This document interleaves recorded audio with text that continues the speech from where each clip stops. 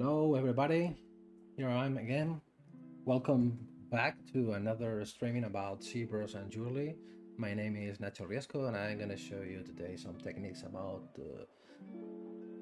sculpting organic jewelry design. So please let me know if you have any questions, comments, whatever you want. I will be glad to help you as more as I can. Gonna adjust the music. Maybe it's too loud. Let me know if my voice sounds good.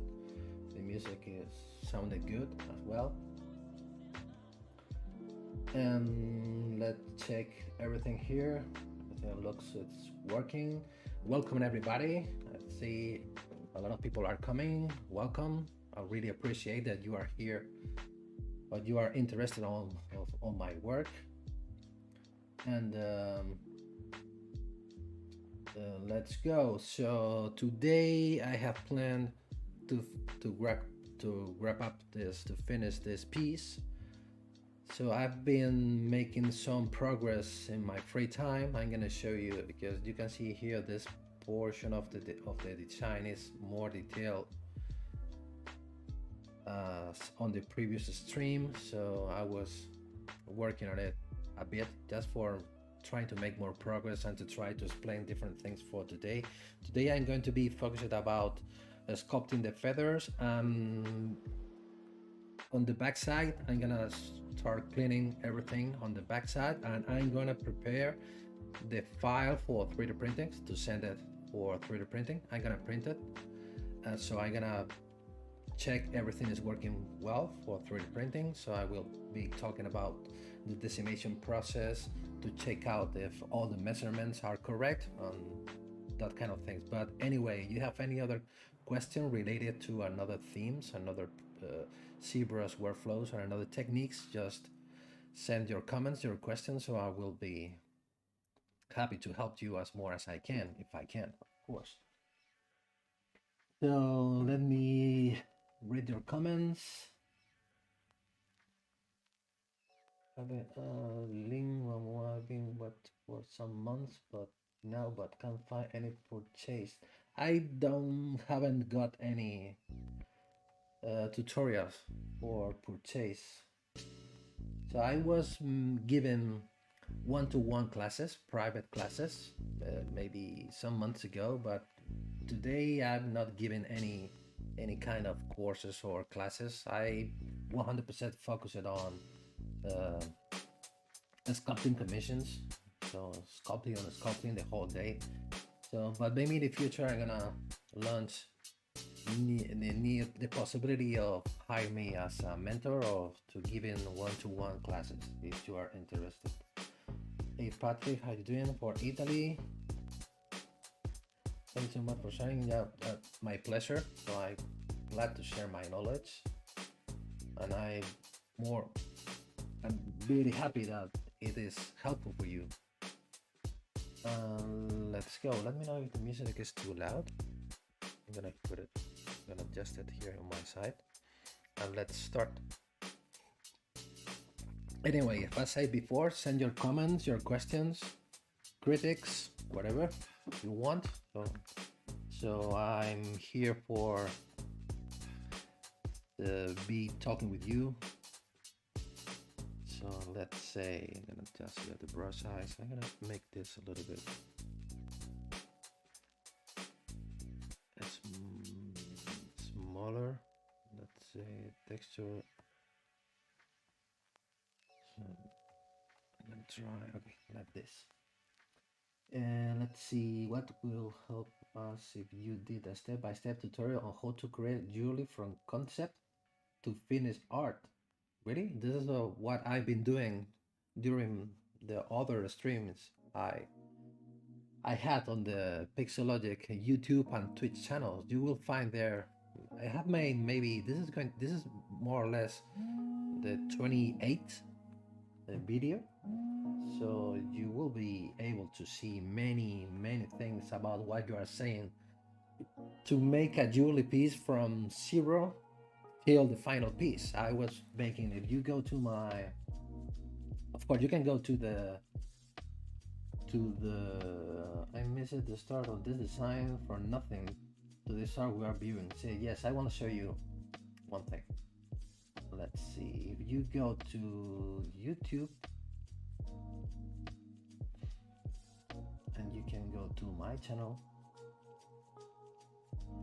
of course you can go to the Pixologic YouTube channels or Twitch channel. You will find the same videos there, but here on my channel I have them more visible, more easier to find. You can go here on my ZBrush live streams. This one was the first stream I made about this design. You can see I was starting 100% from scratch. Let's see, from a cube, setting up the measurements, talking about how to set up the measurement, to start sculpting the head or blocking the head, follow sculpting the different elements, the different way that I made the base meshes for the neck, for the scrolls. This one was the first one. You can see how I was building the design. So this is the first one. This is the second one.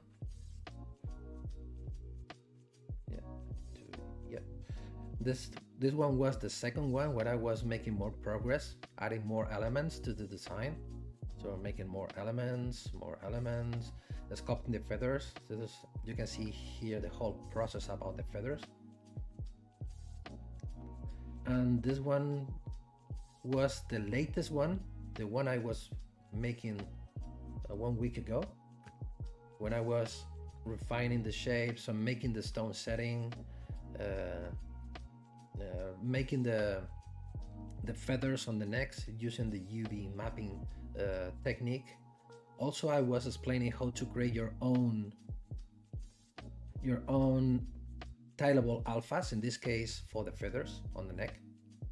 So you have all the information on my channel. And this is another video that I was making, not with Pixology. This is through my own platform, where you can see how I sculpt the head.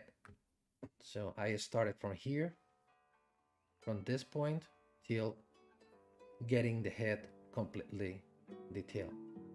So anyway, you go to the Pixologic channel, you go to the Pixologic, and you go to the list section. You will find all of my streaming here. You have many tutorials about how to make different jewelry designs for the snake pendant. This one was related for how to sculpt a relief, how to make a scroll ring, the scrolls ring, this kind of ring. I was making this ring from scratch as well.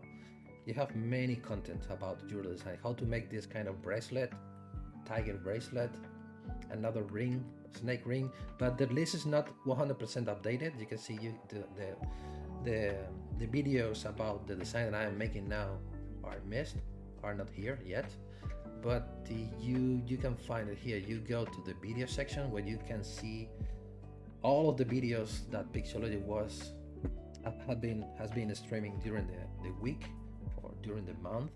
You will find my videos here somewhere. Here, this one, this one was the latest one. You will find, you follow scrolling down, you will find more. Where is it? Maybe this one is the latest one. If I continue scrolling down, another one is somewhere here. You can see this is the one before the latest one, and this one was the first one when I started making the design. So this is going to be the fifth video, the fifth streaming about this design.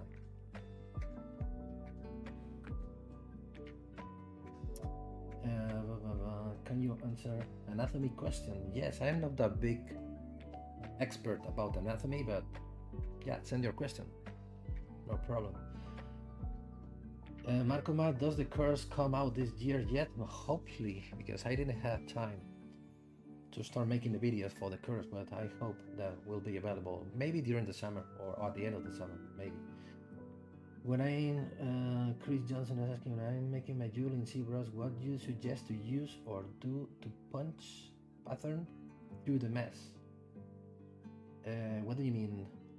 Are you referring to, for example, in this case, Chris, how to flow the texture of the feathers along the neck, for example? Yeah, you can see, for example, you can go again to my previous streamings. I'm gonna show you. I'm gonna grab again the link of my YouTube channel. For example, here, I'm gonna make this a bit bigger. And this one, you can see that I was making a snake ring. So I was explaining the process about how to create the scales, how to put the scales on the body. It wasn't on this one, maybe on the next one, maybe on this one. When I was explaining how to create the texture itself of the scales, I was making the texture for the scales, and I was explaining how to apply the texture on the body using the noise maker. UV maps, the process is series measure, UV mapping, and noise maker. That's it, the big words. So you can see the whole process here on this video. And you can see this, you can use this for many applications. Most of the most famous one are for making snake scales, but you can see for dragons or many different kind of patterns. So you will find the information here on my previous streamings. Okay, hope that helps. Hey Leona, I'm fine, and you? Welcome. How did you put the pattern into the heart pendant you sculpted? I was for the pendant of the hair. If you go to the video, again coming back to my YouTube channel, you will find it here at the end of the list, maybe here. Specifically for the hair, I was painting the pattern directly on the surface with a mask, manually, just drawing on the surface and creating a mask. Once you have the mask, you can extract the mesh with a right thickness, of course. This is how I did the pattern of the heart. I'm sorry for my English.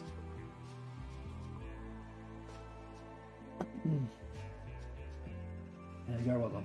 Something else also, can you show us how to do nicer radial symmetry when applying gemstones? Yeah, sure, I can. There is no problem with radial symmetries. For example,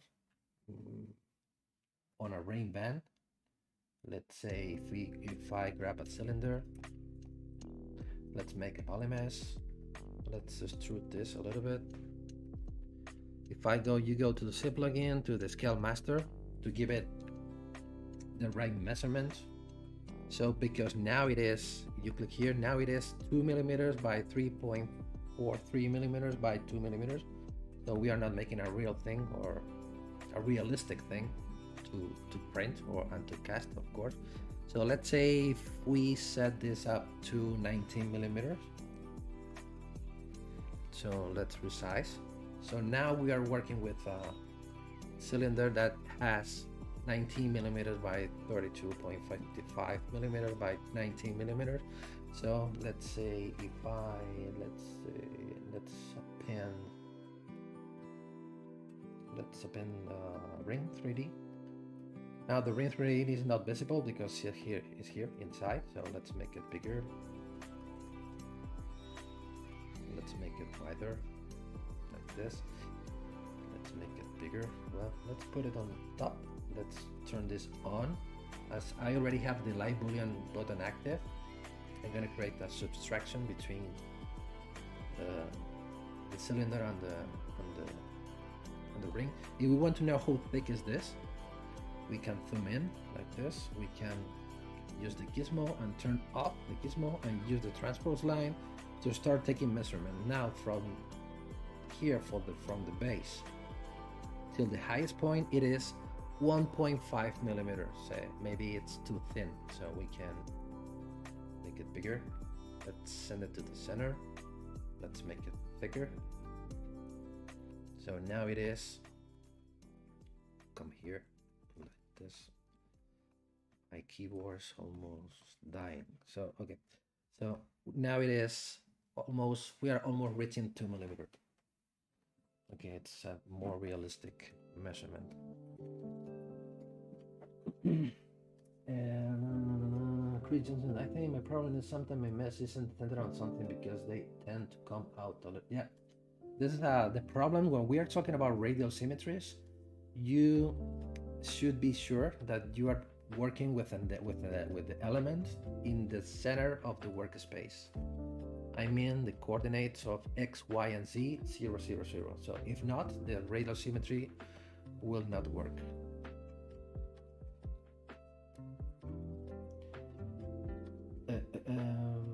The hems I'm using, yes, they are available for download. I was using this brush where you have this bunch of different hem cuts. In this case, if I use this, you can see this hem cut. It is available on website. Badkin, I'm gonna type in the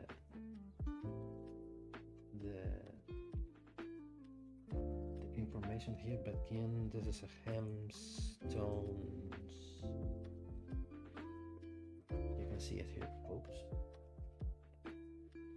Badkin hemstones, and you will find it here. It is a free brush, ready for download for being used with ZBrush.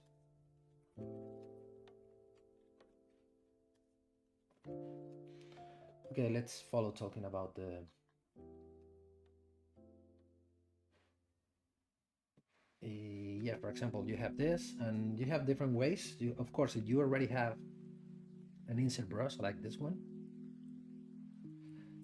now you don't know how big is this. If you want to set, for example, 1.5 millimeter stone, you are going to need to download this and this external plugin. It is called IMM Draw Size. You will find it on the Pixologic and download center.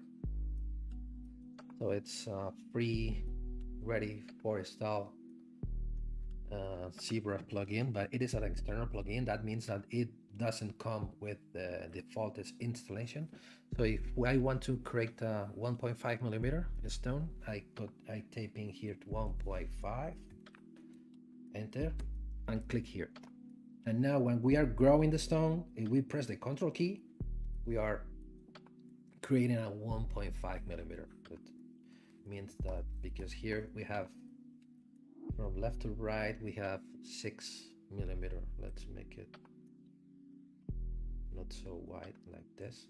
And instead of 1.5, let's say 2.5 millimeter stone.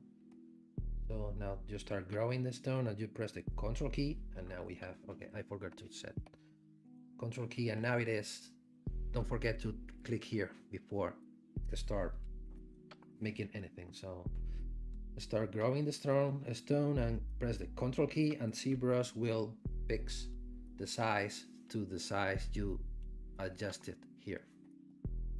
So, and you can control the depth of the insert brush with this graphic. You will find it here inside of brush depth. You will find this graphic where the black line, it is the surface.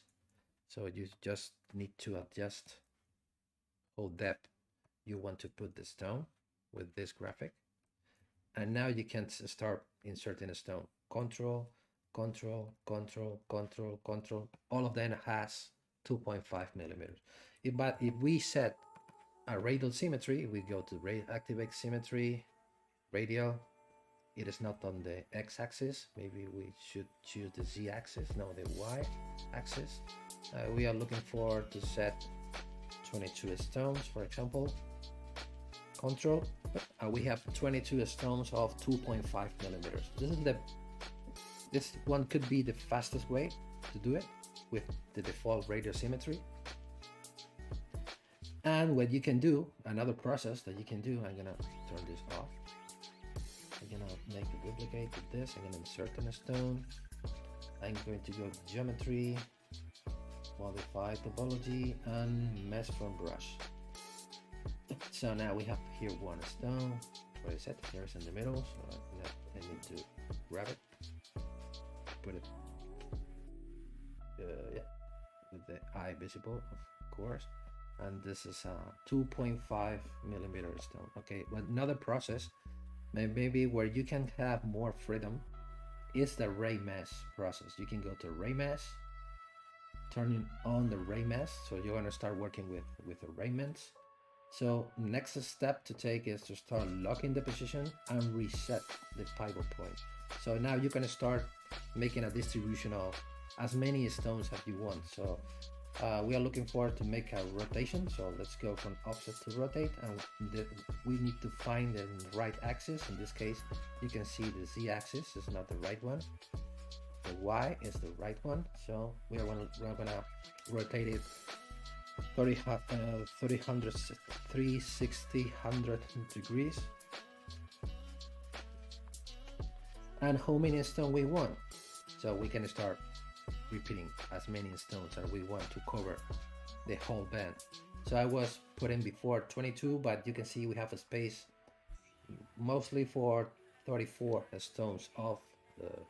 If we think that they are going to be a lot, we can turn this off. Coming back to the scale master. So we are currently using a 2. Oh, I set it up wrong. So it is now 2 millimeters. So let's say 3 or 3.5. We can change the size. I don't want to change all of the subtools, so don't forget to turn this off. So now, let's say we set 3.5, right? Yes, let's resize the subtool, and now we can push it down. If we can array mesh, so now there are too many, so we can start playing with less. And that's it.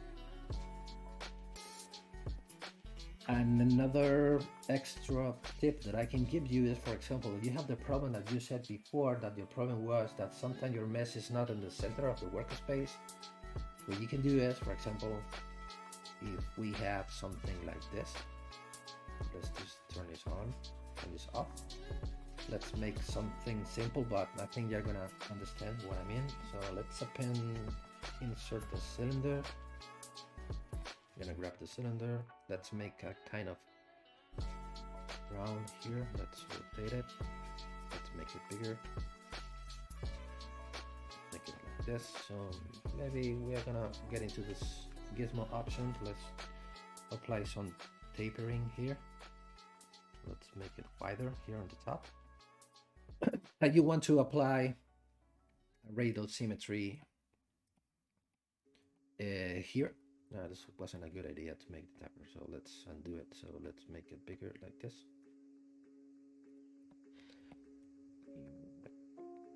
Yeah, something like this.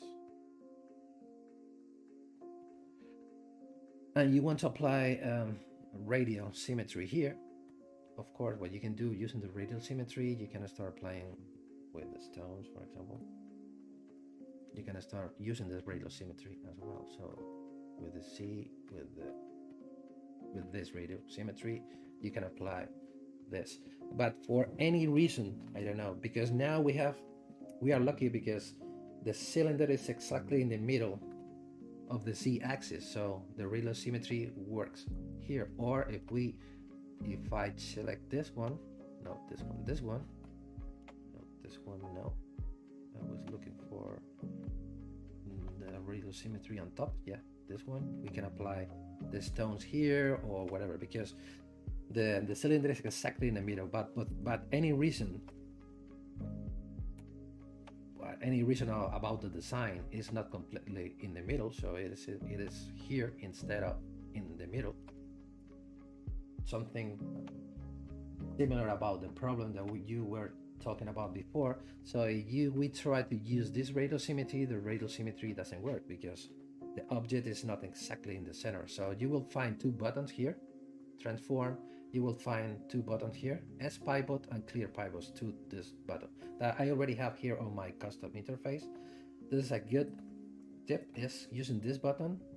ZBrush will send, now it is exactly in the center, will send the object exactly in the center of the workspace, so where we're gonna be able to apply a radial symmetry. And when we are done, we can clear the pivot and the ZBrush will send it back to the original position. So this could be a good way to fix the problem that you are having because you are not having the object exactly in the center of the axis. So use the S pivot and the clear pivot buttons to send it to the center, make your radial symmetry and send it back to the original position, and that's it.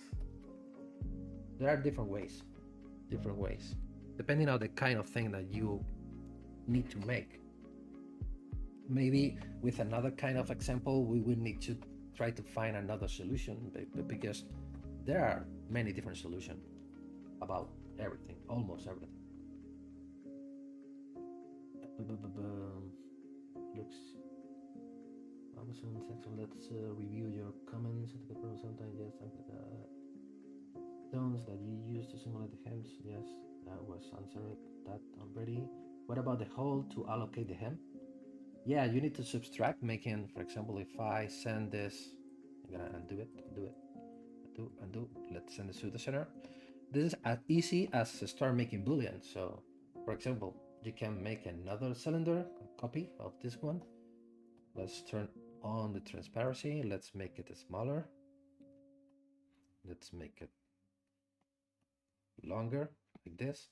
Now, this is the behavior of this subtool has to be subtraction. So let's go from this icon to this icon.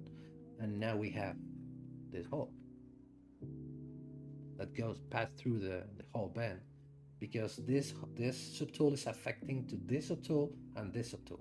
That's the reason why we can see through the band as well. So the answer to your question is, what about the hole?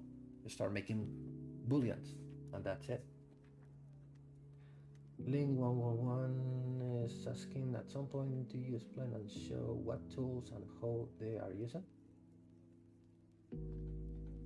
Yeah, I think the videos that I was showing to you before, I was talking about everything I was doing. So using this brush, do this, the next you have to do that. So I always try to explain all of I do during the stream. So if you have some basic knowledge or medium knowledge about ZBrush, you're gonna recognize quickly what I'm doing. So it is not going to be completely necessary to understand what I'm saying, because you're gonna see that I'm gonna grab this brush, I'm gonna start making this stroke, or I'm gonna use this button. So you're gonna learn watching the streamings. I think that's the reason why we are making a streaming, not only me, but all of the streamings on the Pixologic channel. So they try to explain what they are doing, to try to teach to the people how they work. Okay, perfect. Let me check if I missed any question. No. So we can come back to this one. For example, I'm gonna try to start detailing the feathers. I have this brush made. This is a brush that I made a time ago. This is the brush that I normally use for start detailing the feathers. You can see it's a simple brush when you can start creating things like this.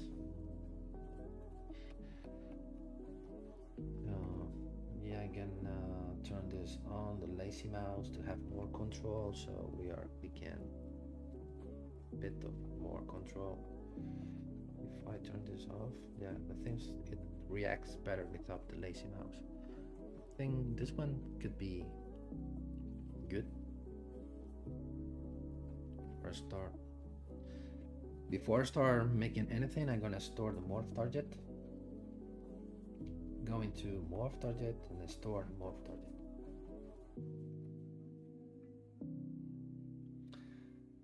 When I get up, I'm running in ZBrush. I will about this to my viewer as if I am. Yeah, maybe for a beginner, because this is gonna be the first time, or roughly the first time that you're gonna see someone working with ZBrush. Maybe it could be a bit strange because you don't know what I'm doing or what the person at this time is doing. But once you start using ZBrush and to start learning the interface and the brushes, you're gonna learn much more than the first time. So, but I always try to make things from the beginning until the end. Always, I try to make always my streaming. I try to think about a kind of design and I go from zero to the final piece, ready for printing. So the morph target is already saved. So what I can do now, I'm gonna start creating here. What I can do is I don't worry about to be very precise about which is going to be the starting point, because as I already have the morph target in memory, I can use this brush, morph brush, to remove mistakes, this, and that's it. So it's not completely necessary to be 100% precise. That's the magic about working with the morph target. Let's come back to the previous brush. Or you can use, if you don't want to use, because you don't have the same brush that I'm using, we can use the standard brush. Let's append an alpha. Let's try with the alpha 36. Let's make it bigger. Let's reduce the laser steps to 0. No, it works better 0.1 instead of 0. No, works much better. Let's adjust the focal shift. Let's make more intensity, bigger size, longer lazy radius. So we're gonna be able to create something similar. So let's make it like this. So we're gonna start creating the central part here of the feathers. So it's one here, another one here, another one here, one here. Like this. Now coming back using the morph brush to start removing the wanted part of the stroke, and that's it. Okay, let's go back to the standard brush.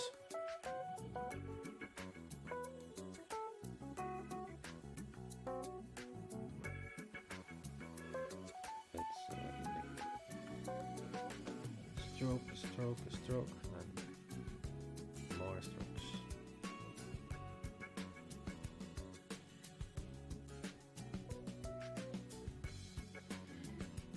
Like this. So let's grab the morph brush now and try to fade this ending like this.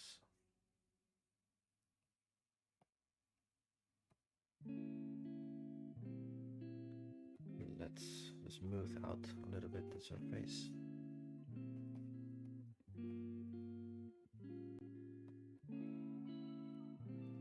Okay, now we already have that central part. So now I'm gonna use a pack of brushes that I use very often. I think some of you already know them. It's the pack brushes, pack SK, in this case SK slash.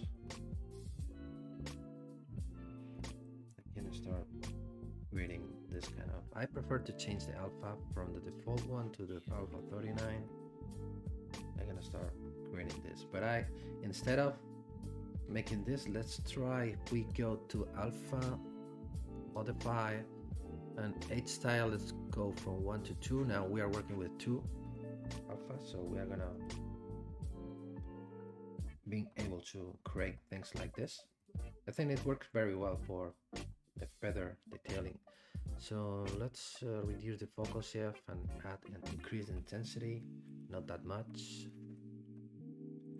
So now it's going to be very important to save again another morph target. So delete the previous one we were creating before and store the point from now. So let's go now. Let's see. Let's start detailing here.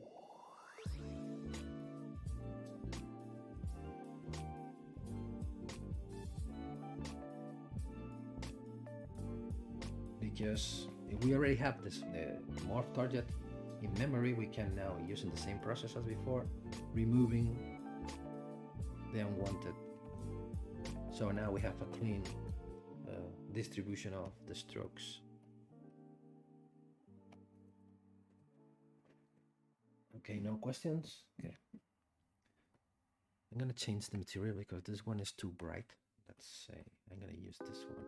Or maybe this one. No. This one. No. Yeah, this one. You can find, if you go to, I'm gonna show you the link for the brushes, the ZBrush pack. Very easy to find. If you type in on Google ZBrush pack, it will guide you to his ArtStation profile. He's from Kaoru Sakaki Kaoru. It's a pack of brushes that he did. Very cool pack of brushes. They have more than I am using, but I use a lot the SK and the SK cloth.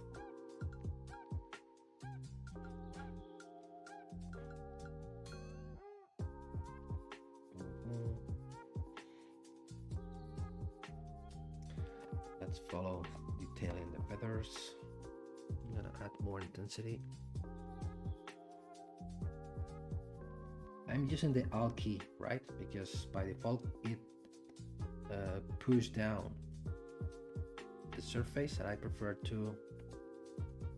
It's the same like you're using the Z add or C sub. By default comes with C sub. That's the reason why I'm using the Alt key. Because I think for the feathers it works better. So try to don't make it too repetitive.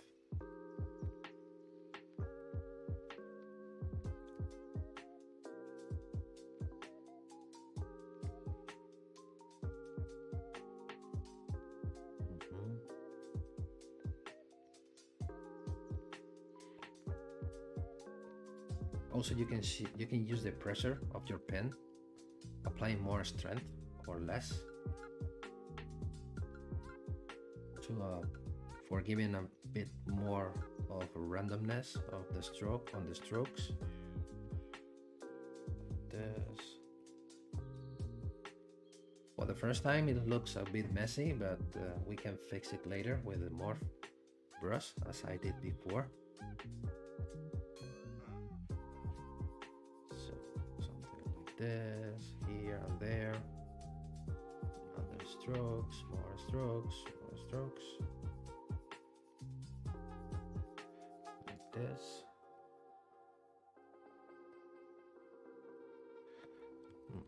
Even like this one. Let's make it or something like this. Let's go with the big one. This one needs longer strokes as the others. Like this.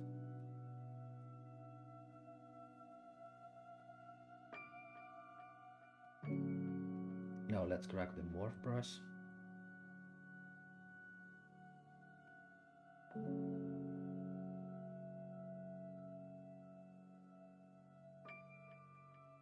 And let's fix.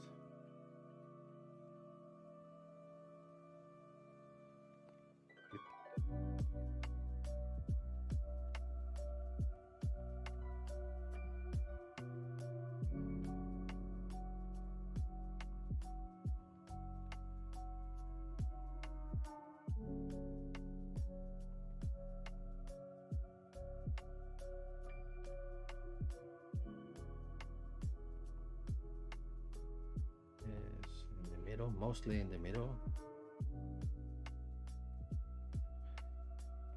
where we want to remove the stroke we were making before, like this.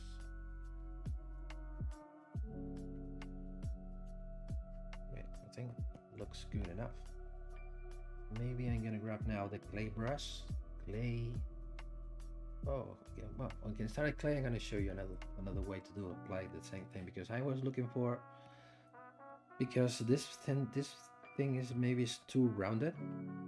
I'm looking for a better defined surface. You can do it with the H polish, high intensity, and with the Alt key, you can start creating. Let's apply more strength. Maybe you can get a nicer surface. You can use this process or the clay brush. If we use the lazy mouse, maybe we are going to have more control on longer strokes, like this one. But we are going to get almost the same effect.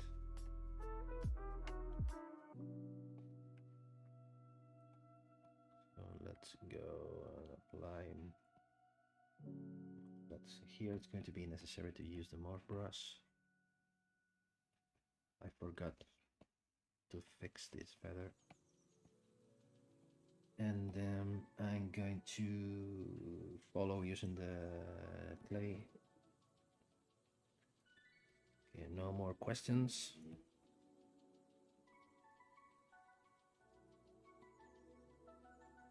Let's follow detailing and detailing.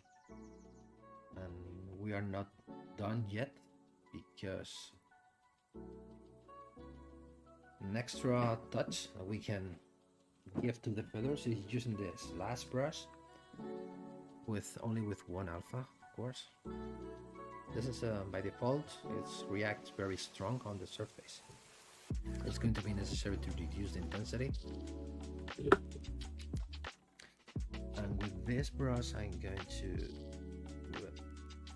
I'm gonna start framing, not that much. Let's reduce the intensity a little bit more. You can see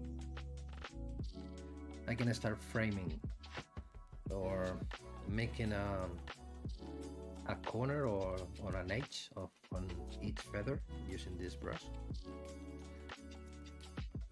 for having a much better defined details.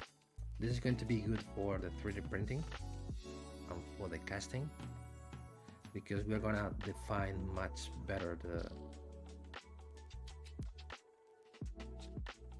the volume. So we're gonna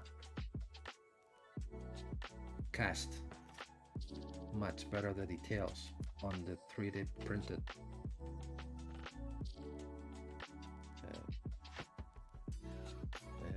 model, and of course on the casted model as well. So the volume is quite soft. Yeah, I like always to, when I am sculpting, to being using many times the soft brushes, because I am always sculpting and softening the surface. Well, but anyway, depending on the kind of finishing that I'm looking for, because when you're looking for a more handmade or irregular surface finishing, maybe it's not necessary to use that much the soft brushes. But I like to use to work with soft surfaces. Yes, you're right. So let's follow creating these sharp edges. Whoops. Following the same strokes we were making before with.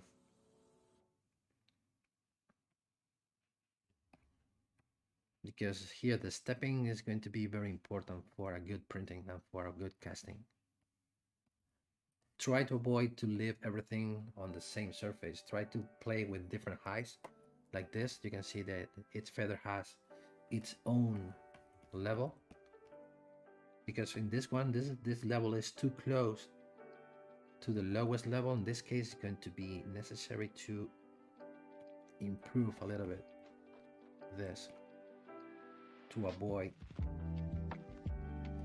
lose any detail on that feather. Yeah, something like this. Maybe like this. Maybe something like this.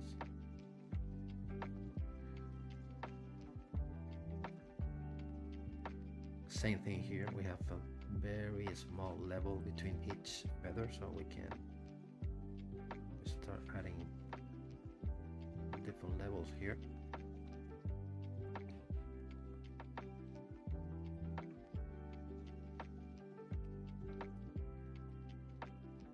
Same thing here. And same thing here.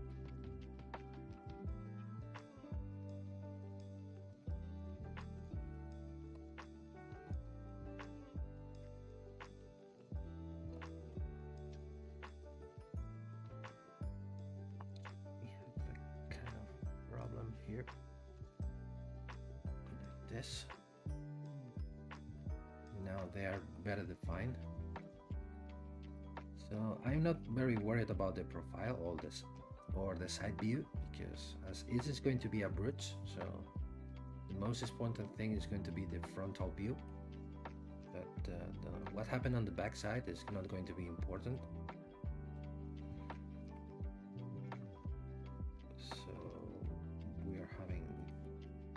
Good definition of the detail, so let's follow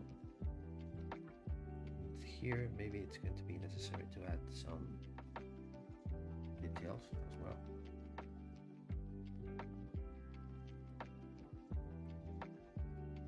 Here, for example.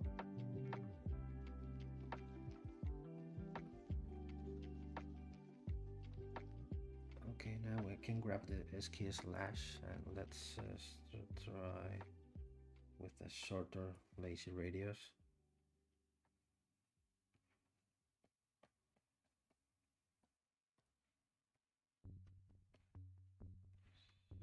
To define better the steps between each level. For example, here. And here, let's add here a bit of more detail here like this. And for example, here it's going to be necessary to define better this contour. To start defining better this each feather. But the most important thing is going to be they will build on layers, so it goes from the bottom to the top. It's like an stair when you have different steps.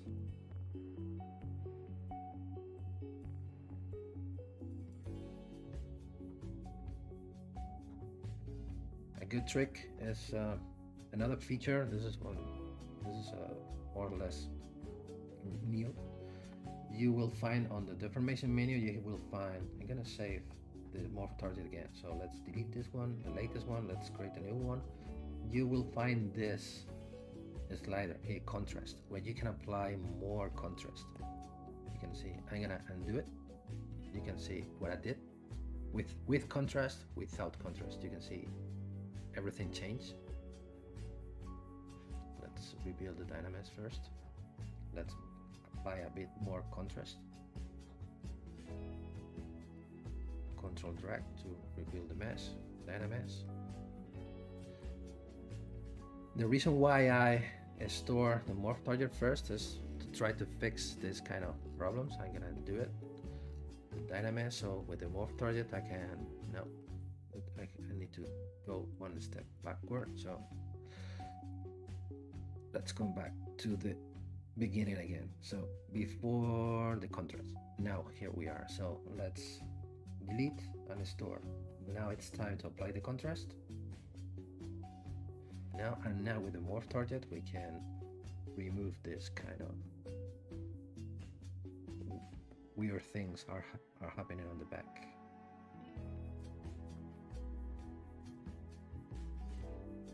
So now it's time to control drag to create a new dynamics. That's it. There is something strange happening here. Okay, you at any point you find this kind of issues, what you can do is make a mask and go directly to Sculpting Pro. Let's import the mask, Sculpting Pro, and goodbye. Now create a new mesh, and now I have here a floating group of little tiny polygons. Let's say auto groups. Control Shift, tape on this, and now delete hidden. So they are gone.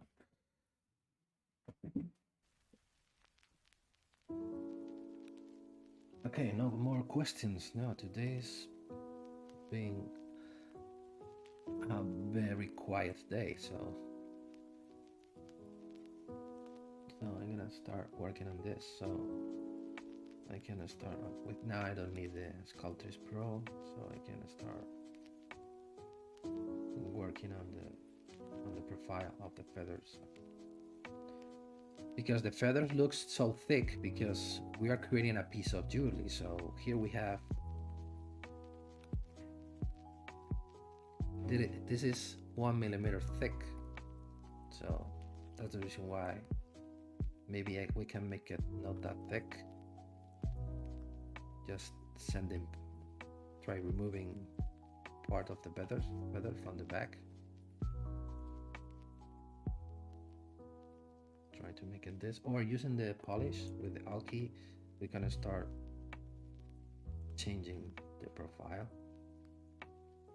to try to don't make them so blocky. So like this.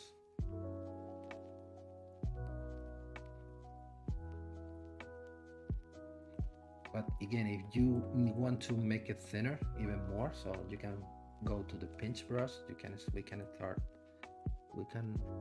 try to pinch this a little bit.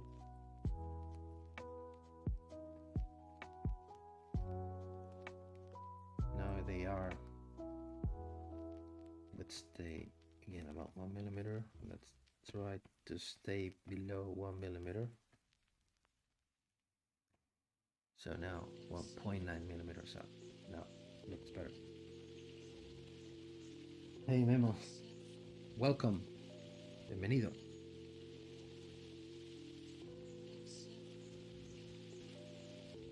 I think that we are almost done with the feather, with the wing.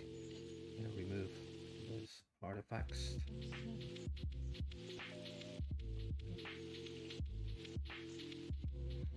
I have here on the back. How would you flatten a large surface? You can use the same brush, the flat brush, H polish, or if you want to make it, you can make it flatter. Or what you can do is with a mask. You can create the Boolean, of course, but you have this kind of surface. It's not regular. It is flowing in different directions. What you can do is, I'm gonna paint the mask.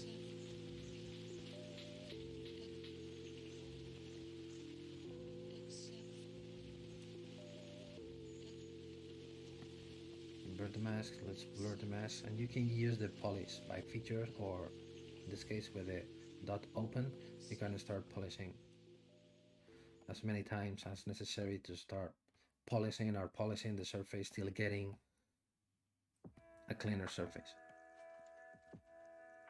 But in this case, much better to go with the H polish with a longer brush size and start applying the strokes carefully, not too aggressive. So different strokes till getting something like this. I think now it's too thin, maybe.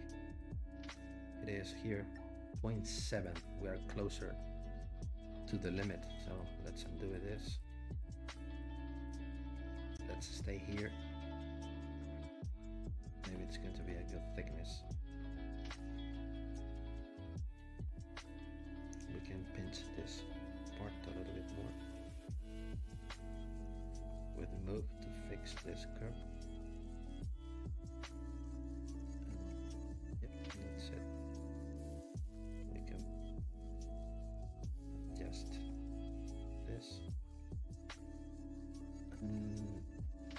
where maybe here the step is too small from the lower point till the highest point, maybe it's too small. So here we have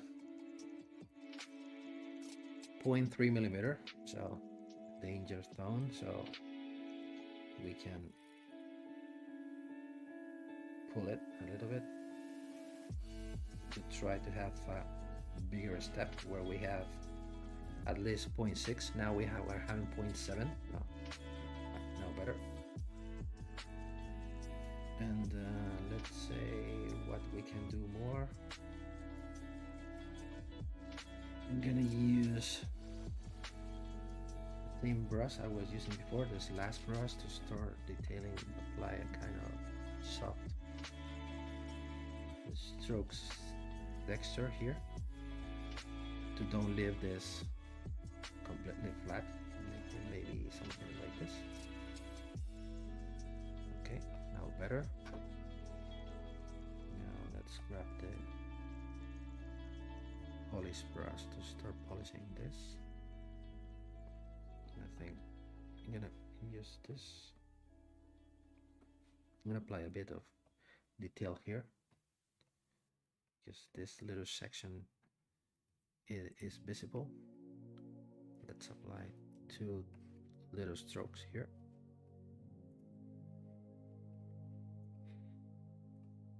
And that's it. And no problem, Afexter. No problem at all. Good vibes for you too. So let's go to the move brush. Let's go fixing things. And it's almost done. We are gonna, in this part of the design, this is a lower portion, lower surface. Maybe it should be a little bit low. It is going to be very difficult to polish, to give bright surface here. That's the reason why it's good to apply a little texture here, because we are not going to see perfect shiny surface. We can apply a little texture on the background. Like with this, it's not going to be necessary to leave it completely polish it, because we can see that it's part of the design, this kind of line texture that we can have here.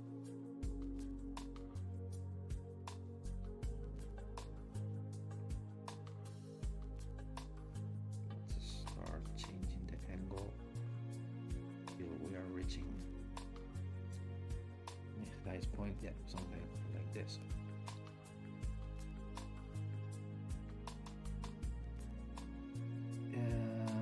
Having problem with the sound, really? Anyone is having problem with the sound? Maybe my voice is, the volume of my voice is too low, or the music is too high. Anyone is having the same problem like Malu Saiyajin? The sound is good. Okay, glad to hear. So I'm gonna follow working on some elements. So I'm gonna try to create that kind of beveling here. I like to use this brush polish with the Alt key. Let's increase the intensity. It's very important to use the Alt key with this brush. Let's see, to apply this kind of beveling here. Always this brush with the Alt key.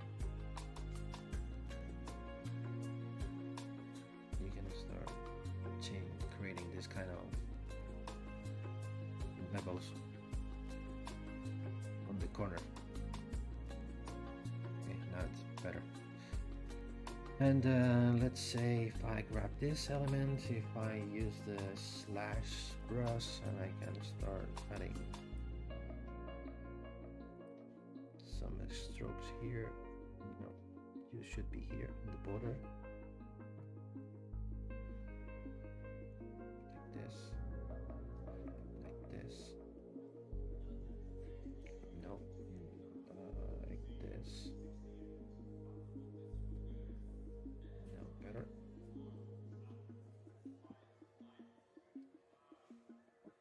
So let's follow. Let's grab the. No, let's grab maybe the clay brush to start playing without the lazy mouse, to start playing this bit of texture here. I like to add some imperfections to the surface.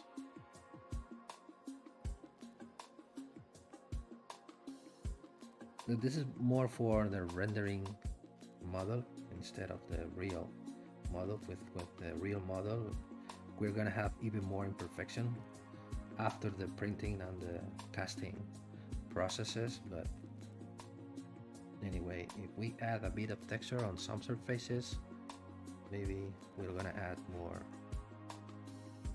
beauty to the design, I think. For example, over here we can, and using this last brush. The good thing about this last brush is that it creates a step, and this is very good for the printing to have better defined details.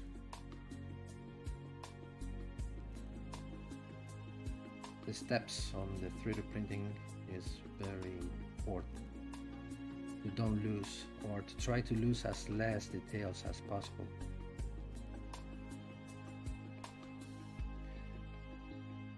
The music is a little higher than my voice, really? Okay, let's reduce it. Now better, Arturo? Now my voice is better than before? Not the voice, the music is not loud as before.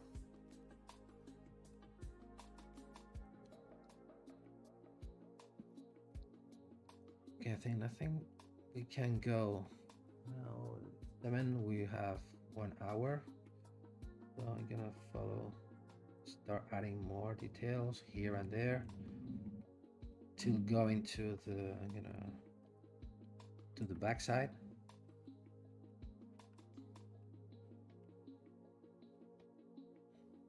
Yes, now the music is not overlapping. Okay, perfect.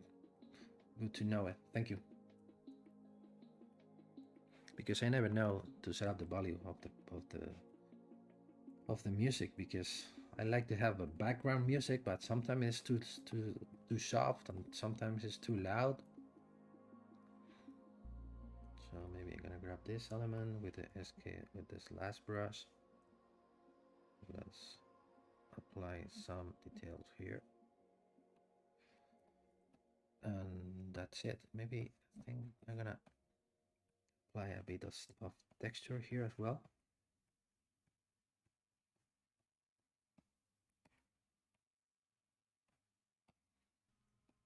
Yeah, like this.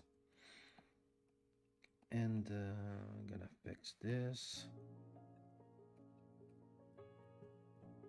I'm gonna try to keep things from the backside as more organized as possible. If you are looking the design at the back, to have the feeling that what you are watching has some sense, not just watch a very different element one on top of the others. And so I'm gonna try to add some rhythm and some flow on the backside as well. But maybe the most interesting things on Julie designs is happening on the back. Of course, the front is very important, but I think the more technical things happening on the back. So I'm gonna try. That's the reason why I'm trying to refine the elements on the back. For example, here we are watching. I am trying to have a kind of flow, something like this.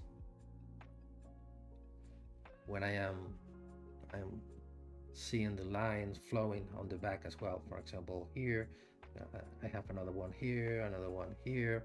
So more or less we can create a kind of design of the back as well.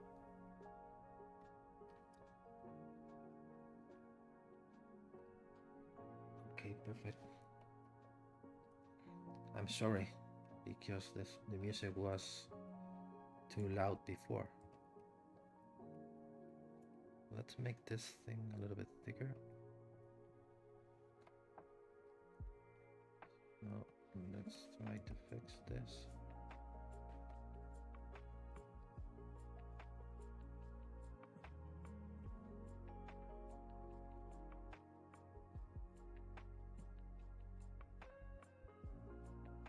Closer to the edge, like this.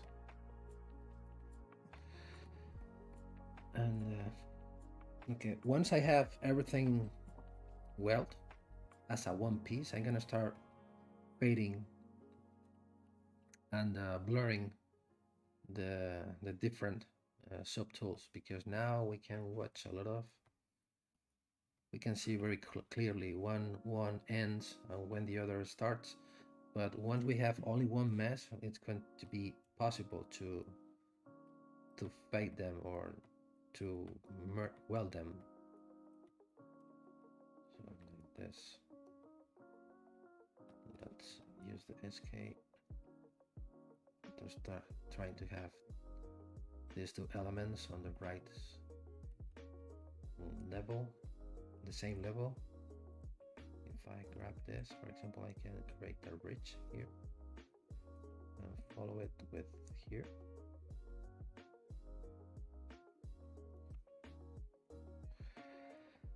What I'm gonna do now, because I'm gonna try to make this section hollow, so because now it's a very thick piece of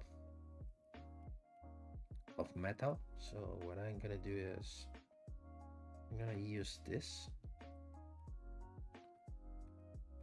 where we have here I have the path, or it should go from here to here. And I'm going to I'm gonna use the curved tube snap, or even better, I can use the same one. No, okay, let's draw a new one, another mesh. Okay, the mesh is composed by different subdivision levels. Okay, let's delete them. So we can now, let's make it thinner. Number 6, to relax the curve, click again, split mask point, and this one should be negative. Where are you? Here we need to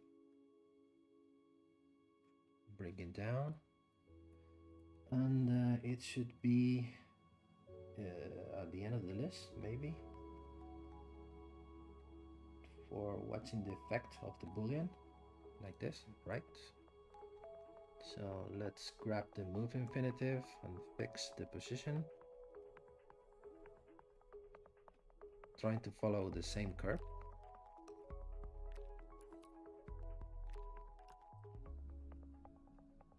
Like this. Here should be a little bit thinner. Let's start. As we are working with a very low resolution mesh, even if we touch it softly, we are gonna remove a lot of, we're gonna decrease a lot of the mesh. So let's make a series measure with the double 2 times. So now we have more control where we are smoothing this part. We need more thickness maybe here. Let's try to have a good flow. Let's make a zipper. I'm gonna grab the half and then let's push it in the surface. So with this we are removing material, so we are making things lighter. We are gonna waste less money on the metal. Let's reduce this to make it thinner.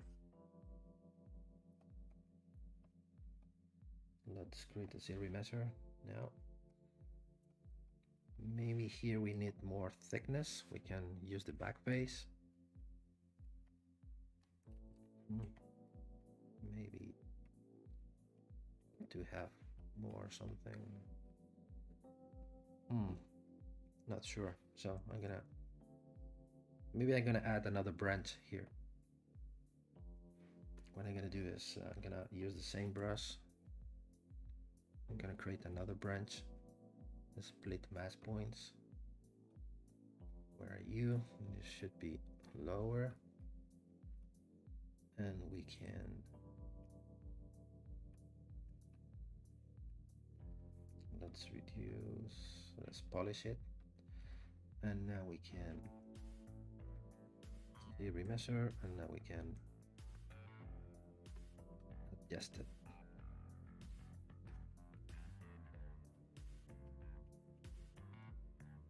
Like this.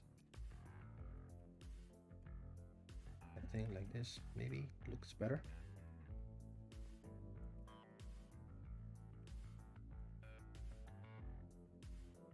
Should be on the same level as the other one. Okay. Need to make the same as I did before. Okay, like this. Let's see, remeasure now. Polish.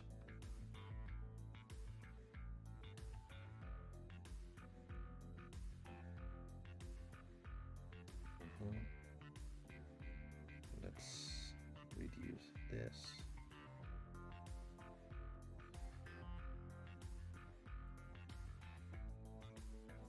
Okay, grab the transpose line with the Alt key here to start. Make it longer. Yes. The tool is asking, is it okay to print out if the model had a lot of subtools? I mean, maybe not. I think at the end of the process it's going to be necessary to merge everything together to make a final Boolean. Because I have in mind to start printing this as a one single piece. In other cases, I can start making a design composed by different parts that they are going to be assembled after, but in this case it's going to be printed in one piece. So, but at the end of the process, I'm gonna do it now. It's going to be necessary to weld everything together, making a final Boolean with all of the subtools. You're gonna see it now. So let's blur. But normally the printers reads the mesh continuity or the surface continuity. So if you have more than one element, maybe you're gonna have problems. If we are talking about resin printers or wax printers, you should have a single watertight mesh to don't have problems. And even if we are printing such kind of small things when we are talking about jewelry. So I'm gonna make this thicker because, as I said before, I'm worried that about on the back side everything looks nice with sense. Maybe like this. I'm gonna make this thing longer.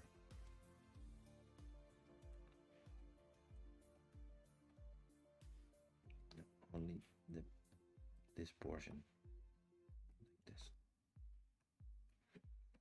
Back face now. Let's relax the mess with the polish.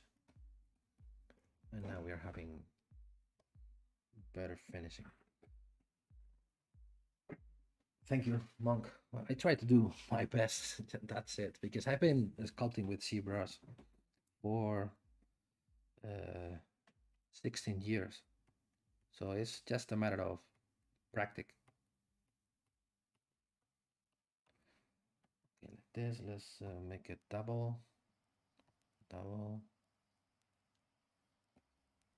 Let's try now to use this trick using the group front. So now we have two different polygroups. I'm gonna select this one. I'm gonna create the edge loop on the border with the crisp button active, polish. Now I can grab this and I can extrude it to try to have vertical walls. Oh, one, no, yes. Now it's better. Maybe I should make this walls a little bit thicker because here I have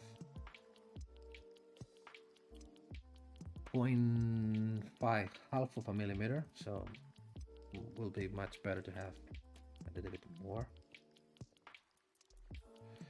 So let's make thicker this and this.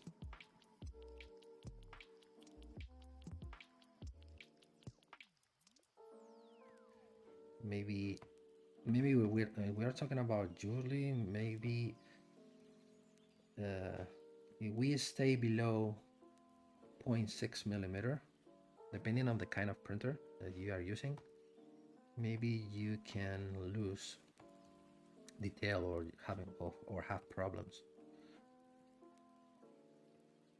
When we are talking about wall thicknesses and minimum distances, some printers are able to print till 0.3 millimeter thick wall, but I prefer to avoid that risk if I can, of course. In some cases it's not going to be possible to make it thicker, but if you are able to make it thicker, maybe it's going to be a good idea to make it to stay over 0.5 millimeter. So let's stay at 0.6 millimeter. It's a good measurement. So let's save this. First is asking what's the difference of an edge loop with crisp, divided, and without it.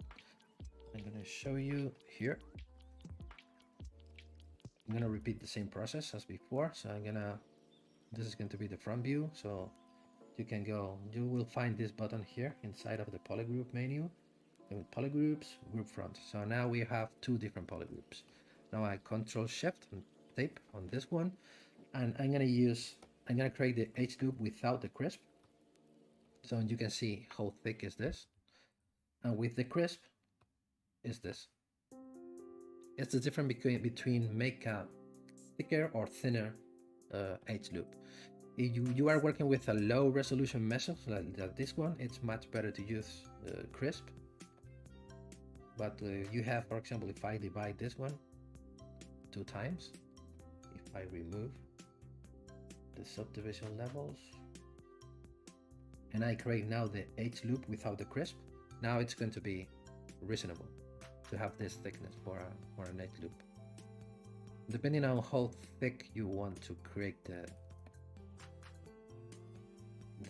edge loop. 8K printers, yeah, I think they have, but I'm talking they have the ability to print very tiny details, but I'm thinking about the casting process and the polishing process. So maybe you can have the details there on your printed piece, but once casted and polished, you're gonna lose more than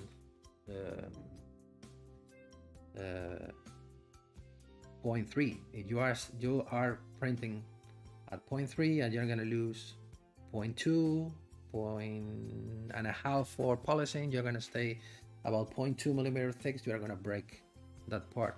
You're gonna have problems. You're gonna get holes on the casting process. So magnetic polishing, yeah, but some cases it's not. For example, if the customer is requesting you a high polish surface, mirror polish surface, so it is not possible to achieve that kind of finishing with a magnetic polishing machine. But it's just, as I said before, it's much better to stay on a safe area or on a safe value instead of make things very, very thin and tiny.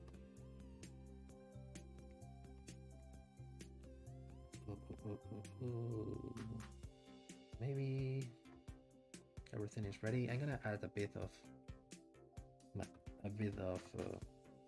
texture here.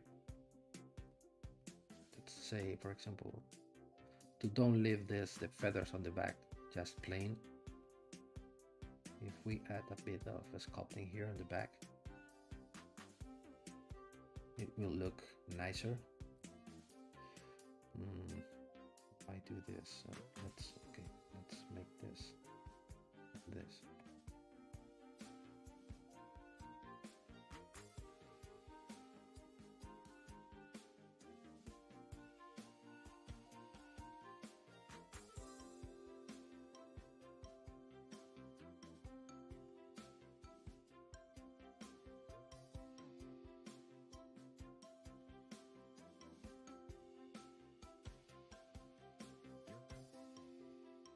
Just for having a soft, subtle texture on the back.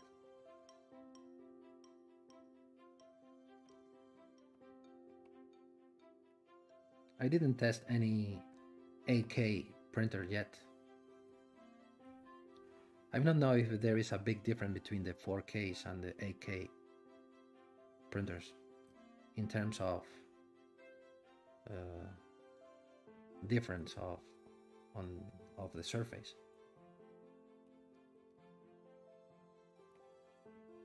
I don't know. I didn't test any.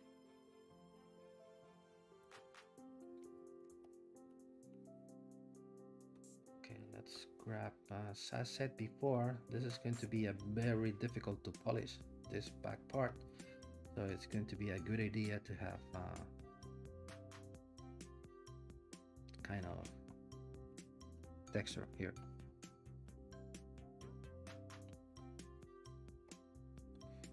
On the back. I'm not sure if I like it, but okay.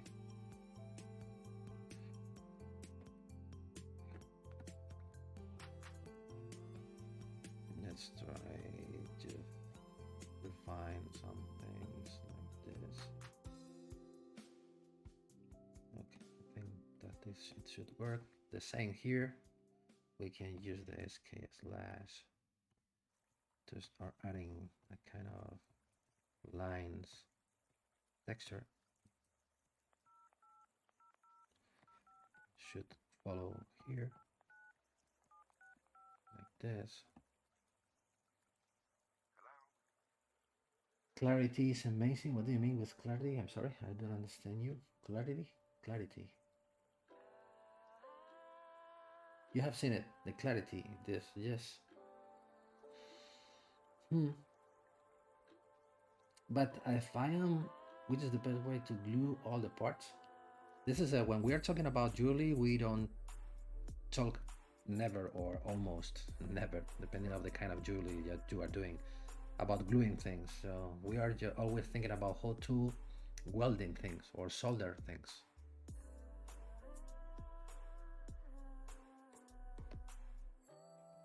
Oops, I'm gonna remove the alpha here. Oh, and let's do the final Boolean operation, okay? So I'm gonna hide the stone setting because I'm gonna keep this as a separate part because I'm not sure it is gonna be a good idea to leave it as a one piece or not. Maybe here we are having a problem. Here we have a very tiny contact point, so I cannot, maybe I can try to make this part thicker.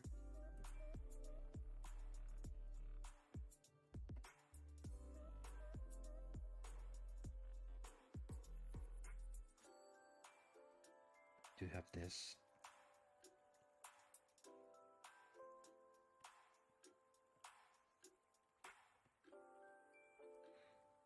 this. From the front looks the same because we're gonna try to fix things on the back. Same thing here. We are having little tunnels or holes here. It will be better to make as more solid as possible. For example, the tongue here has, let's oops. Let's put the tongue here with the back face. Let's make it thicker to try to close this. Okay. And okay. Let's fix this.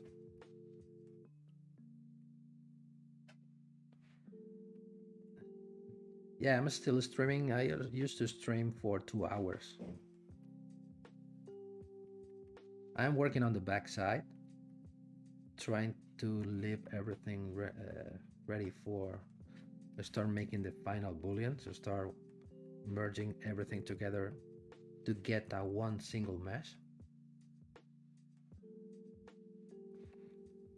If I'm not sure, I'm gonna pen that cylinder here. I'm gonna pen that cylinder, come here.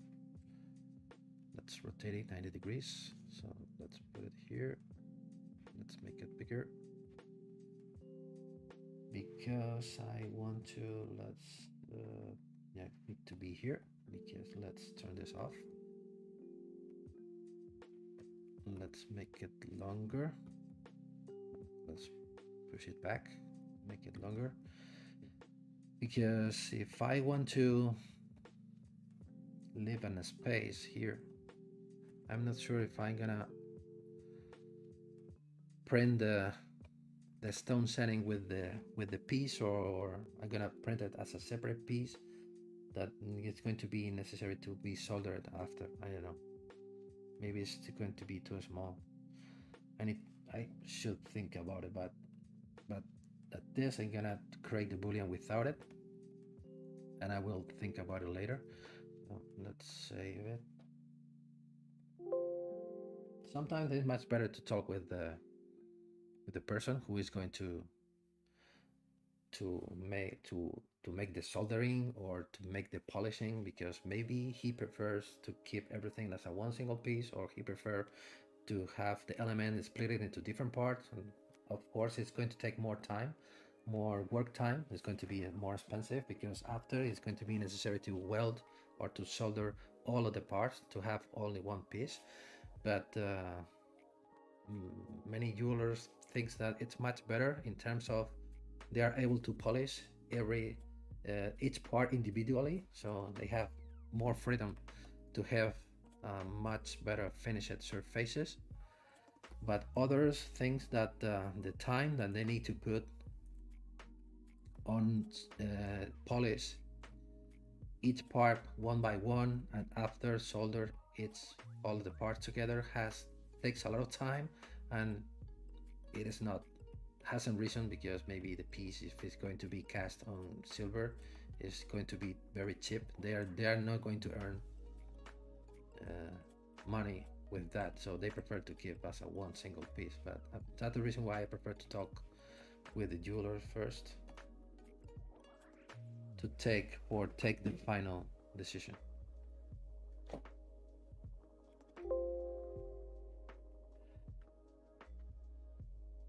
You think I should leave it? Why should I leave it as a one single piece? What's your opinion about it? Because it would be hard to fit in. Yeah, that's the reason why I was thinking about it, because this is a very tiny piece. We are saying this is but it's not that small. We are saying it is 0.4 millimeter. It is not so small. 4 millimeter is not that very small. But I prefer to talk with the experts. so with people who is going to be in charge. Maybe it's going to be difficult for print and for cast, because they're going to need to cast a very tiny piece. But I have seen this very often. So where the baskets or the elements for the stone setting, they are printed and casted as as a separated pieces from the original, from the other parts of the design. Gold soft metal? No, I think it's going to be very expensive to be cast in gold. Maybe I'm gonna think about silver with gold plated, or silver with black coating or black patina on the recessed areas. I don't know.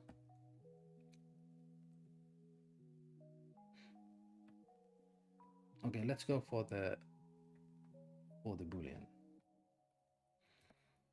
Let's see if everything works. I'm gonna add more resolution here. Okay. And you can go to, let's see if everything is well organized. Yes, the Boolean will happen from this tool where we have the arrow here till here, till the end. Till here. This is not going to take into account because the eyeball is hidden, is turn it off. So let's go to Boolean. And let's me check this out, the topology of the cube. Okay, I'm gonna change the topology. I'm gonna group by normals, and now zero measure, double, keep groups. I prefer to set this up instead of 50 to 0. Let's click on zero measure. No, let's click more times like this. And now we can go to the final. Let's go. So Boolean, make Boolean mesh.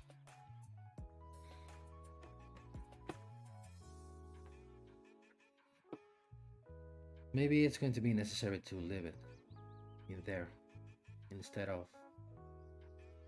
printed and casted as a separate piece, but and now let's see that we're gonna have success with the operation. It's coming to the end, so ready. So here we have the union mesh. So this is one single mesh. This is one single mesh. The next operation that I do is you can do this with different ways. Maybe the fastest way is going to the split and split two parts. So ZBrush will try to find all of the individual parts. You can see here we have 4. This is normally happens. We have elements floating inside of the mesh, but it's very, because sometimes you have 3 that we have now, but sometimes we have 100 or more or 20. But it's very very simple to get rid of them. So now just clicking here, delete other. And now we have only one mesh. Do you think that if the setting it's going to be a separate piece, it should be a negative Boolean for the setting? I don't know what you mean. Yeah, if for example, maybe if I guess what you are saying, I should create a kind of key between some part of the design and the stone setting to try to, when you are making the soldering, to try to avoid that the little piece avoid the movement of the little piece. So try to get a kind of key to keep in place the piece. Yeah, and of course a tolerance as well, because if I'm gonna grab this, let's append this, and let's come back to the original. I was using this one, append, no, here, append, here, no, it wasn't this one. Okay, doesn't matter, this one. Come on, I was using the, if I put it here, let's try to put it in almost in the center. And here you are watching the tolerance between the original piece and the negative subtraction. So if I turn this on with a negative, this should be a Boolean. Maybe, where are you here? Okay, so it should be here. So we are creating a kind of a bit of tolerance between each element, not that much, maybe a little bit small. This is the good thing about the light Booleans. And if we want to, for example, we can create a key here. For example, I'm going to, when I used to use balls, little balls, I can put a ball here. Tiny ball like this. Split mass points. Half of a ball. I prefer to use this process because when you are assembling, what I did, we are thinking here. Ooh. So let's split mass points again. So and now I have two balls. So let's delete this one. So I prefer to use ball because they are easier to print and to assembly. To use this. This is going to be a key, okay? So I can put it this. You here. Maybe like this. Maybe I can push this. And we can create a key here, and now we can create another one where we can create another one here, for example.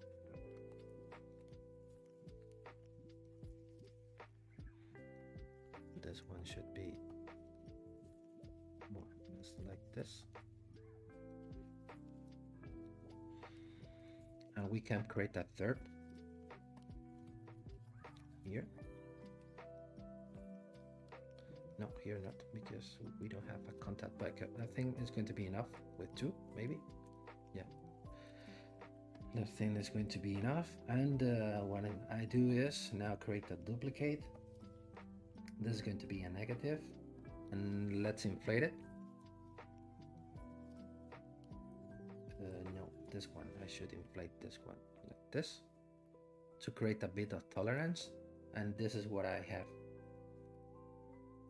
This is going to be, and this is should be merge them down together. Merge down.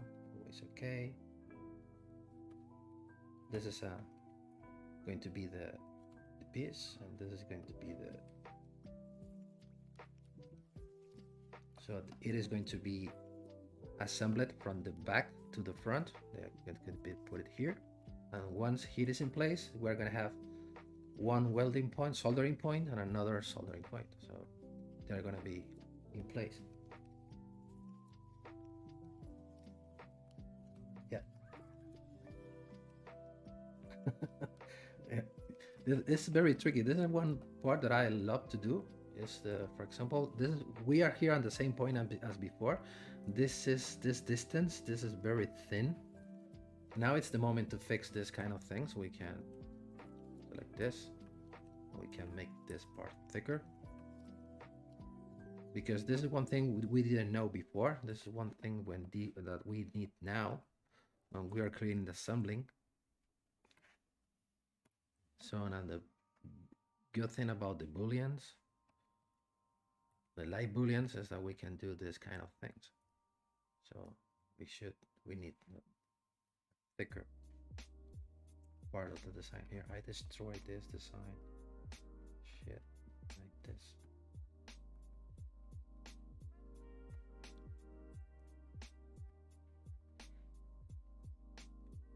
I think here we are not going to have many problems, but if we can make it thicker, this portion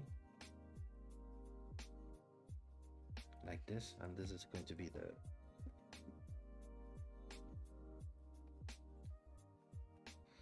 like this. So if let's save this as a next step.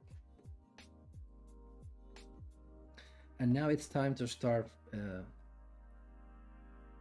fading or mixing these surfaces, the process, because we are currently have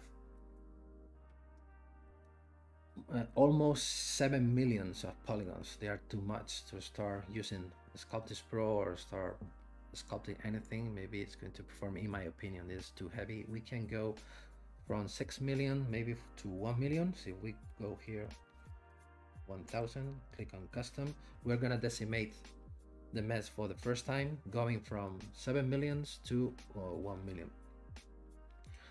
So let's see if it doesn't take too much time, because decimating a mesh of 7 millions, I think it's gonna take a bit of time. So no, it's going fast.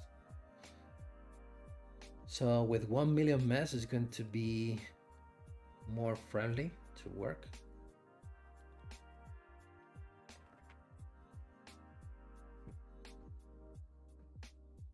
Let's see. Come on. Now we are half of the way.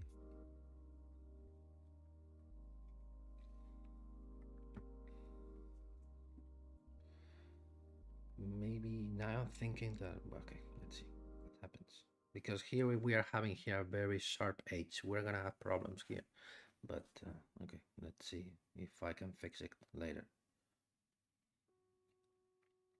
Sharp corners are sometimes difficult to fix. We are coming almost. Almost is reordering the points.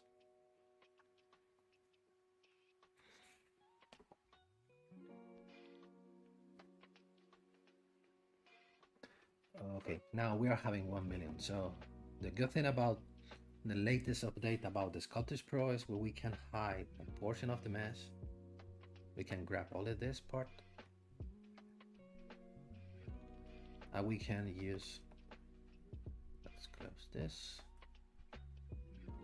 with this smooth valleys and the Sculpting Pro, we can start welding things, the seams between each subtool, like this. Where do we have more here, for example?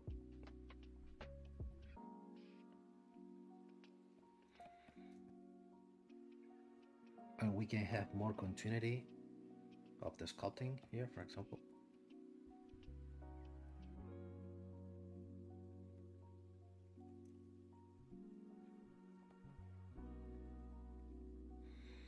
If I'm gonna grab this portion,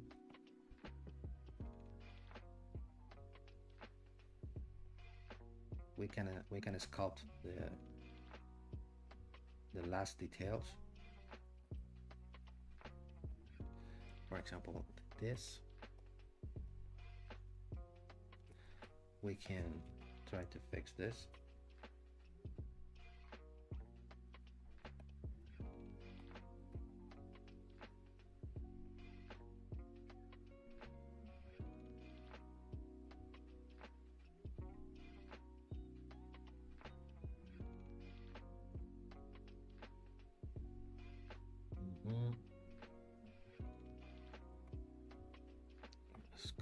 Bodies, for example, fixing different elements.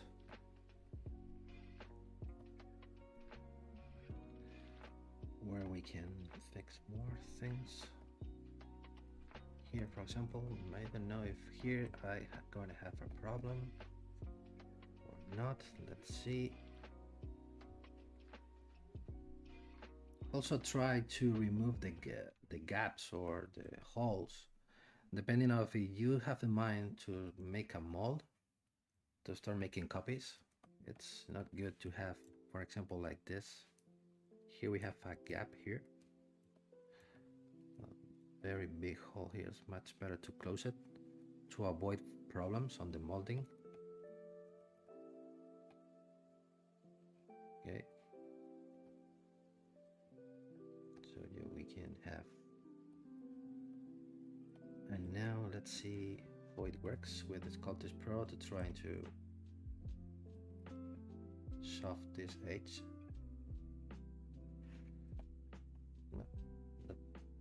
Not very bad. this.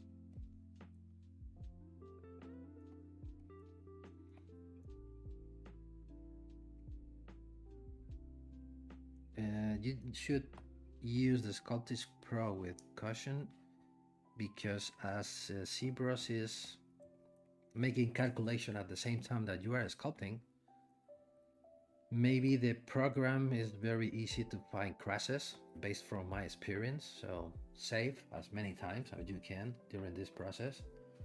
You don't want to lose too much work.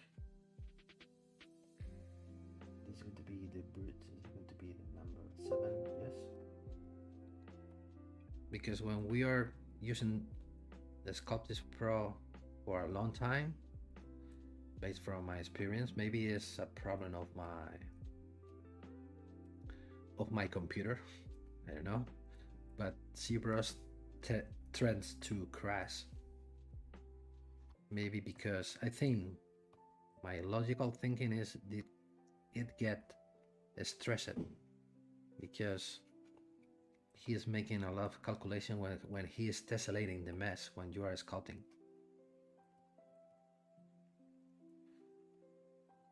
And then that's the reason why I hidden portion of the mesh to avoid the crashes.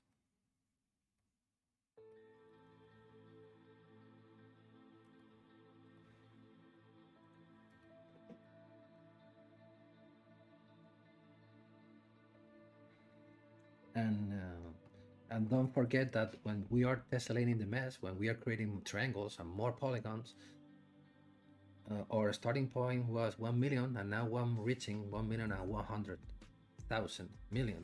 So during the sculpting process or the fixing process, don't forget to decimate the mesh.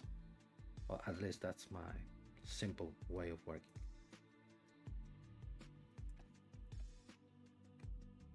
Maybe I can fix this portion too. But here you can be here fixing or improving things or fading or welding parts. For example, I can use now the SK/ to define the border between each element like this. For example. But this is not going to be going to be noticeable on the printed piece. I think even if you are watching the thing with the printed piece with a microscope, you are not going to be able to see these little things we are doing on a big screen. But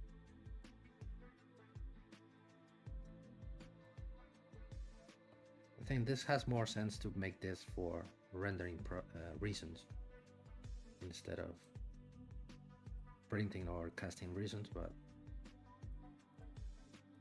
I'm used to do it, so you can fix things like this.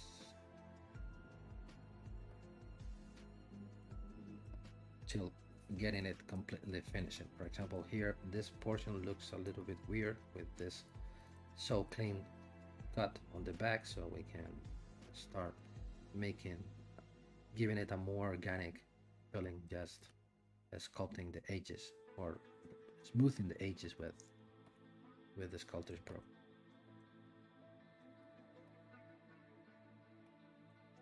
So now we have a tiny gap, as I said before, bad for molding, so much better to close it.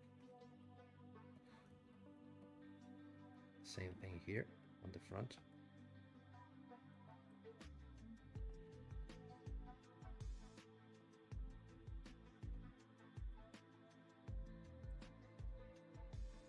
Here, for example,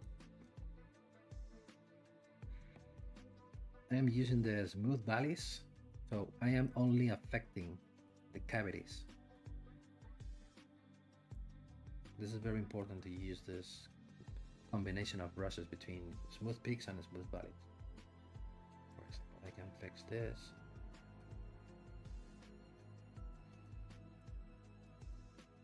And you can be here fixing things the whole day. So here we have another gap here. I think, okay, it's going to be enough. Let's try to fix this corner. This is the part which takes so much time. Yes, takes time, but you can enjoy this as well as the sculpting process when you are fixing things. And anyway, this is part of the process. We're having a hole here. Let's close holes. Yeah. But maybe this could be the difference between a good job or medium job and a really good job. When you are worried about tiny small details, but never is worried about them, but you like to leave them well finished, because this could be your signature, if it is your way of working. So maybe nobody is going to appreciate it, but it's going to be necessary for you. That's the reason why you are spending the necessary time to fix things, to make things better.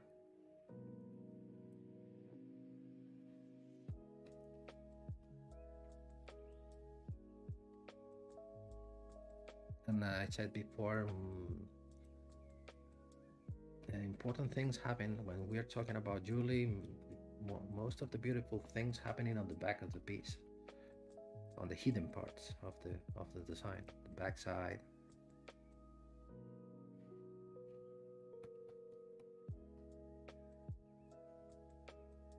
And this is going to be also good for the, I don't like this, I'm gonna select only this. This is going to be also good for printing, to don't leave so sharp edges. I think based from my experiences, better to soft a bit the corners instead of leave them completely sharp.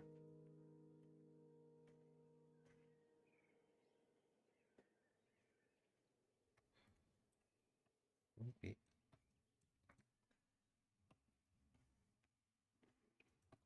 Okay, so I'm gonna spend more time here.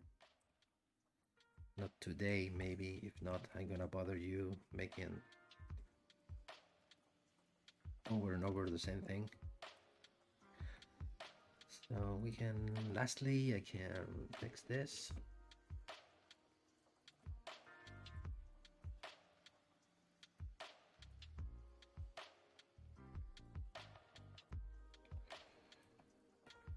Leonard. Yeah, it is professionalism. Yeah, you could often deal with other digital sculpts that work our topology, only that each step the process.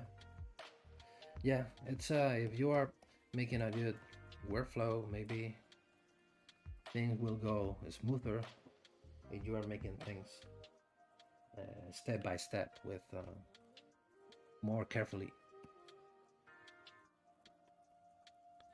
But I don't mind about topology. You can see it here, because most the work that I am doing is just for 3D printing, because we are talking about a piece that is going to be, it is going to be, if I go to a scale master, it's going to be 30 millimeters, a little bit less than 30 millimeters from left to right.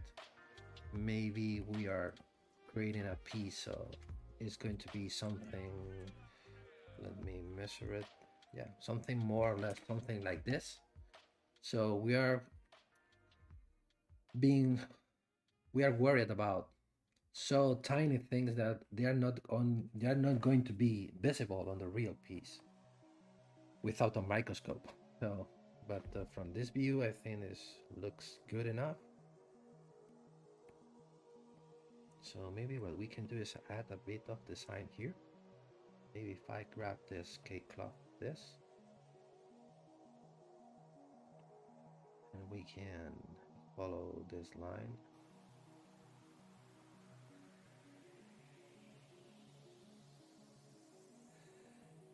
Muchas gracias a ti por estar aquí, Riz Benavides.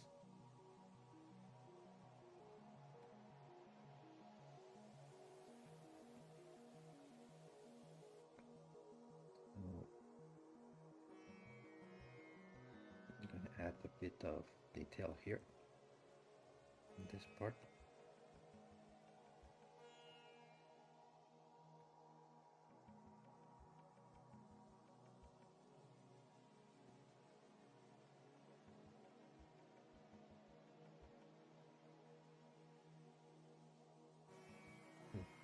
I should think about this. Maybe let's fix this. Maybe this part is going to be too thin. Let's use the back face mask to add a bit more thickness here.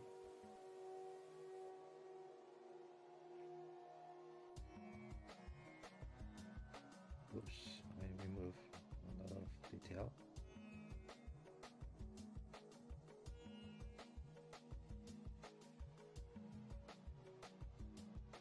But I think it's going to be solid.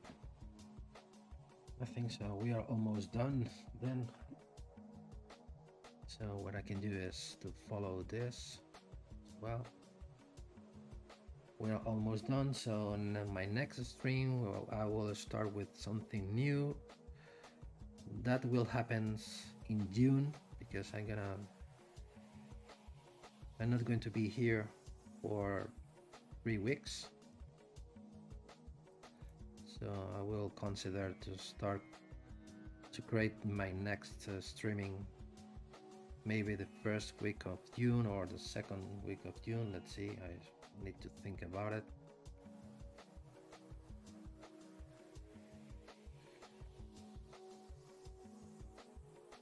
But for the next, I should think about something new to work with.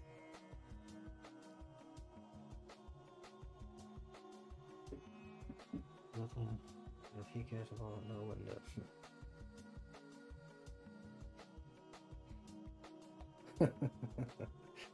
Really? Are you asking that to you? Yeah, maybe now I'm not very. I think I should improve a lot the backside yet. But before sending for printing, then maybe I'm gonna try to make it better, to try to improve it a little bit more. But let's say, let's create a new decimation. But I'm happy from the front view, but on the back side, maybe I should think about how to improve or how to add more sculptural elements. But I almost happy with the design. Okay, let's see how weight it is, how heavy it is. If we go to Kitco Metal Quotes plugin, this is very often. So this kind of error, the ZBrush is saying that the subtool is not a single watertight mesh. Most of the time, just clicking on close holes, you can fix it. Close holes. This is still, if not, let's go here, modify topology. Close holes. This is still with a problem. Another step that you can take is in the gizmo, remesh by union.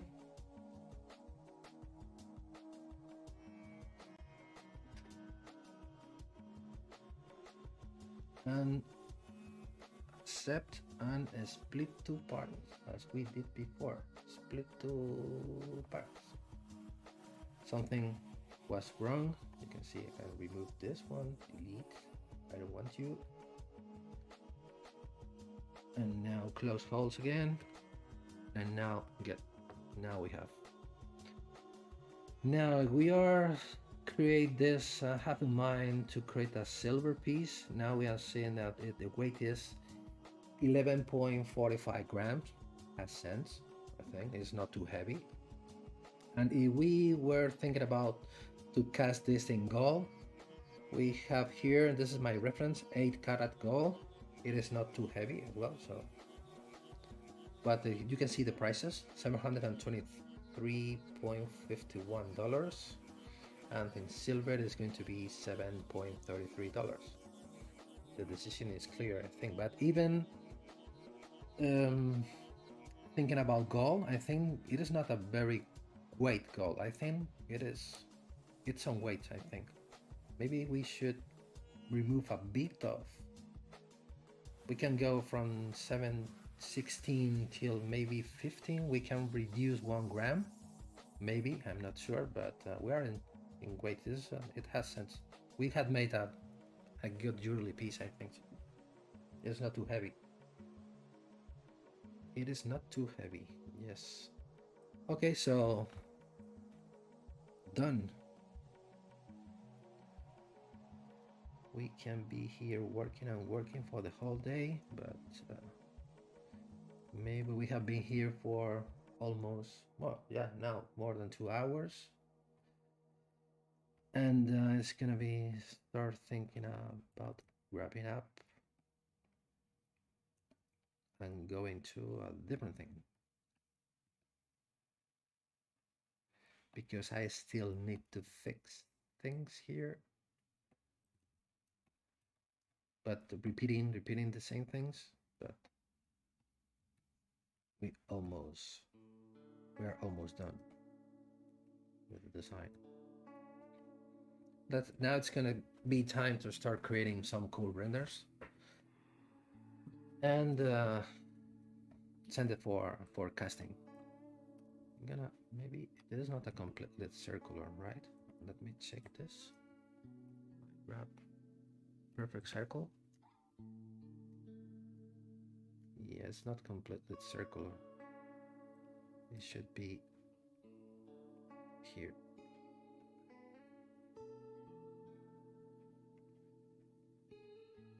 Time for tiny twigs. Now it's more circular. Now it's better. Okay. Yeah, closing holes and remesh by union. Remesh by unions, split to parts, closing holes, till getting 100% watertight mesh ready for being weight. Okay, we are done with this design. I will send it for printing and for casting. I will post images and pictures on my social media, on my Instagram, on my Facebook. It's going to be awesome. Yeah, I'm gonna make a collaboration with Keyshot for this piece. So I should be thinking about. I'm gonna try to replicate the original render to try to create this kind of aged gold or copper ancient jewelry piece with a fabric background, with this kind of lighting where we have contrast between the shadows and the lights, when we can see the dirty that the old piece of jewelry have on the recessed areas and the cavities. I'm gonna try to replicate this kind of finishing as more as I can with Keyshot. And if I was saying before, if you are interested on my work and you want to follow me on my social media websites, I have this thing. I don't know if you already know it. This is my link tree, where you are gonna find me on my ArtStation, my YouTube channel, my Instagram, Facebook. I have 2 Facebook different pages. If you want to talk with me through Twitter, Behance, DeviantArt, LinkedIn, Pinterest, and Patreon, you will find me here. I'm gonna copy and paste this link on the chat, so you will find me. You want to talk with me or message me.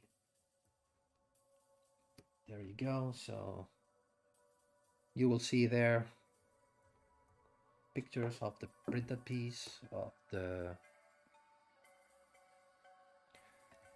and the casted piece, and hopefully of the finished piece. I don't know.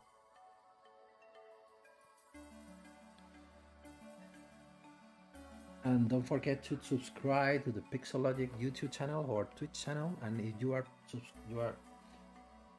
already are subscribed to the channel on YouTube, don't forget to click on the bell on the bottom to stay up to date to the future streamings. To see, YouTube will send you a message every time I be streaming or anyone is streaming during the week or the month. Yeah, you're a bit too late. Year 89. Yeah, we are just about to close the streaming, but you can ask something if you need it. But I really appreciate you have been here watching my stream. Hope you like it. Hope you find it useful. You can leave your comments, your critics, or whatever on the comments, or you can send me a message, or I will try to help you. If you have any questions or doubts about sculpting organic jewelry designs, as I do. And now it's time for fixing things. I think I should be thinking. And now it's time to place the needle, because if I have here a collection of brooches. For example, this kind of mechanism for the needle. Maybe it should go here. Maybe it can go from here. This have enough space to here. The needle will pass through here. Will be hidden behind the stone, so it will work. So the mechanism will be soldered on the surface.